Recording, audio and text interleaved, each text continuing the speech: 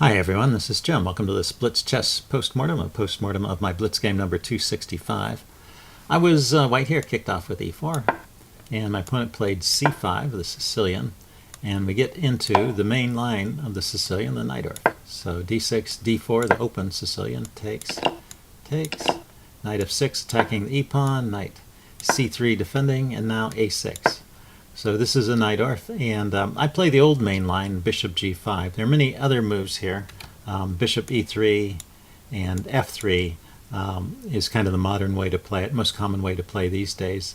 Other ways to play it involve bishop e2, kind of a positional setup and covering the g4 square with the bishop, or bishop to c4, the Fischer-Sozin attack, or the immediate f4, it looks like, is a playable move too. So lots of different things, but I chose bishop g5, and my opponent played e6, the normal move. Black, I guess, doesn't want white to double the pawns here by exchanging. So the other move here, second choice, is knight b d7. Knight c6 allows that kind of exchange. I'm not sure it's actually good. I mean, white has to give up the bishop pair to mess up the pawn structure. So I'm never entirely sure if that's such a great idea. But anyway, e6 is the main move, and it avoids the pawn damage. And then f4 is the main reply from white. White's expecting perhaps bishop e7, and it wants the bishop here on g5 to be protected from sudden discovery moves by the knight. And also with the pawn on f4, e5 is perhaps an option later, or f5. So we're just preparing for a pawn storm on the king side. So kind of a dual purpose move. And now black counterattacks with queen b6. Now queen b6 immediately threatens to take the pawn on b2. And the main move for white here is to play queen d2 and allow black to take the pawn. And this is known as the poison pawn variation. Although black can take the pawn, and probably should. My opponent actually didn't take at this point and played some move not in the book. But just to give you an idea of what goes on, black can take the pawn, and then normally you'll chase it away. Knight b3 is an option here, trying to sort of trap the queen, but just rook b1, the queen goes to a3. And then you can follow up with f5 or e5, just trying to crash through in the center while the queen is out of play over on the side. So the engine thinks black can play this way and get away with it. It doesn't think he's won a whole pawn, but thinks he's got basically even chances. So it leads to nice sharp play. White is no longer castling on the queen side like he would really preferred before launching this pawn storm. So his king is going to have to go king side to find some safety. But he can develop this bishop quickly, perhaps to a square like that. And depending on whether you decide to push with e5 or f5 here. Looks like f5 and bishop c4 might be an interesting plan here, and then castle. Just try to crash through onto f7 or somewhere on the f file. Anyway, so these are some ideas. But my opponent instead played knight bd7, and now we're just out of the opening book here. Sorry, knight bd7. So I'm meant to go to the notation tab since we're no longer in the book. So I continue developing. I play the move bishop c4. My idea, I could just castle queenside. Yeah, that's what the engine is recommending. Queenside castling is probably the best move here, because it defends the pawn, and then I can launch this pawn storm here later without without running into any trouble. But I try out the move bishop c4. And now, once again, black should probably take the pawn, but he plays queen to c7, attacking my bishop. And I drop the bishop back down to b3. And this is a good square for the bishop, looking along this diagonal. And once again, maybe I'm going to castle king side and push ahead with the f-pawn, try and soften up the king side here. My opponent goes bishop e7, just protecting the knight, kind of overprotecting it because it was already protected by his knight, but where else is this bishop going anyway? So I castled queenside here. Yeah, if I want to launch a pawn storm, I guess it's better to have the king on this side of the board, and he hasn't disrupted my pawn, so it seems pretty safe over here for the moment. Black goes for his counterplay immediately with b5, and right here is a very common tactic that I missed during the game, but it's something you should always keep an eye out when you're playing against the Sicilian, and black has set up this Scheveningen pawn structure. Normally you think, well, this pawn on d6 is the weak pawn because it's not supported by any other pawn. But you should also consider if this pawn on e6 is weak. And in fact, right here, you can just take that pawn. Because when he takes back, knight takes. And you're hitting the queen, so the queen has to move. It doesn't have a lot of good squares. The engine is recommending a5 or b8 or c6. So c6 is the top choice. And then you grab this pawn over here. So how many pawns have you got for your piece? Well, let's see, let's count. I've got 4, 7, and he's got 1, 2, 3, 4. Yeah, so you've got 3 pawns for the piece, which is usually adequate compensation. Plus the king has to move. And now your pieces can swarm in. The knight will retreat to f5. And you just get a tremendous attack. You have open lines for your rooks here, or lines that can easily be opened. You just have a lot of space, and your pieces are all swarming in. So this is good. This is good for white. And in fact, I've won many games this way using exactly this pattern. So I'm surprised I didn't spot it here. It's something to look out for. It's your bishop has to be on this diagonal, and your knight, not that diagonal. Your bishop has to be on this diagonal, either on c4 or b3, and your knight has to be on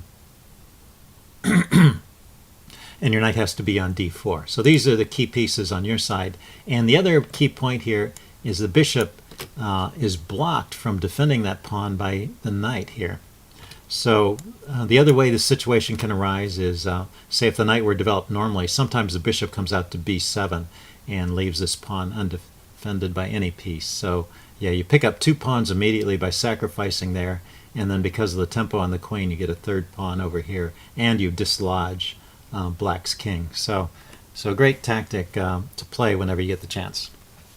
Okay, and I missed my chance, sadly. And I took the knight here.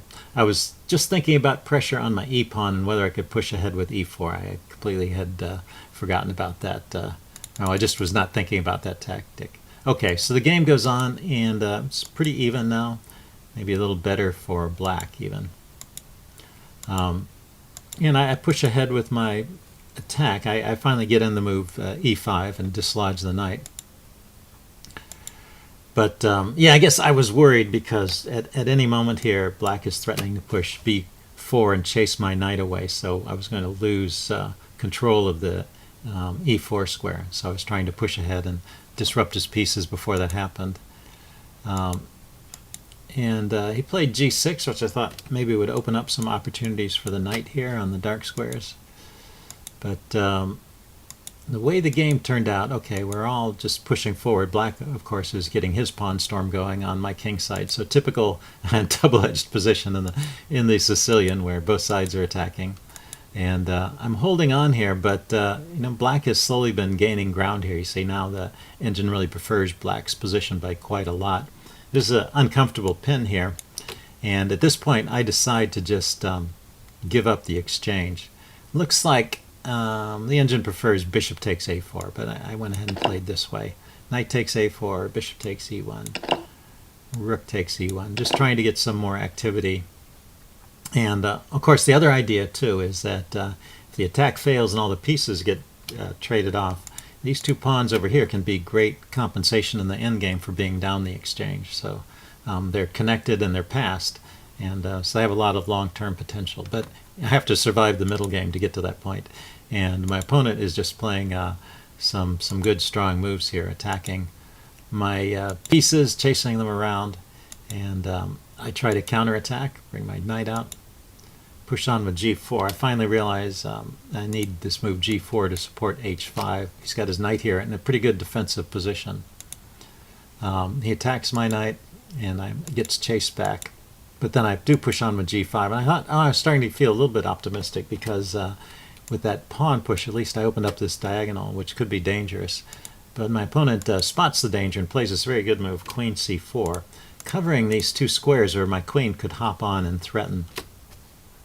My queen could hop onto this diagonal and threaten mate, but his queen is covering those squares. So I I try queen f2, but this is just a blunder. I gave up this g-pawn without intending it.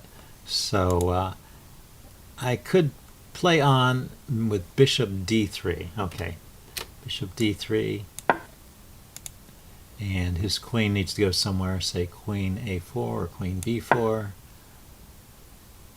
And now knight f2. It looks like I need to reroute the knight. Yeah, it's kind of a long-winded way. I still have no way to get on to the diagonal and mate his king because the queen is still covering that square. Yeah, a little bit tricky, but maybe there's some ideas. Knight f2 to e4 and then coming around this way. Instead, I played this move, queen f2, and that's just a blunder. He grabs the pawn, so good move, and now I'm really struggling, trying to find some way to survive. I didn't see any way to defend that other pawn, so I've lost 2 pawns over there. And so my advantage, I'm down the exchange and down the pawn, and so I'm just losing here. And my only hope is to play for some trick. Now, he was threatening to take the bishop. I was planning to sack on g4, but I have to take back with the queen. And with his knight here, it's not check, so he was threatening in this position to, after that, say knight takes, pawn takes, queen takes. He can just grab the bishop here and then checkmate me on the back rank. So, well, I don't know. It would just win the piece, I guess. It wouldn't be a checkmate because the queen's still guarding the c1 square. Anyway, play the bishop move to block things off, and now I have the opportunity to sack the knight and get into a position which is drawing. It looks like, okay, queen g8, king e7. At one point here, I make a mistake. Taking the knight is okay. Yeah, so now there is a draw by perpetual starting with queen h6. I actually played queen g7 check, which allows his king to escape to e8, and he could go on to win the game, but instead he played king e7, and then I get the idea here. So he can't run to any other square except f8. If he tries to run this way, then queen d6 check, king back, and mate. So he really is forced at this point into a draw. Let's see, king, yeah, that was king d7, king back to e8 is also losing to rook g8, and queen d6 in the other order. Yep, and so he goes back here, and now cancel. He played king f8. And now I can draw by repetition, and I do. Queen h8 check. And we just go back and forth a few times. I kept looking for some way to get my rook in with tempo, because then I might even have a forced mate, but there is just no way to do it. So that's how the game ended. Hope you guys enjoyed this. Leave any comments you have in the section below, and I will see you again soon. Bye.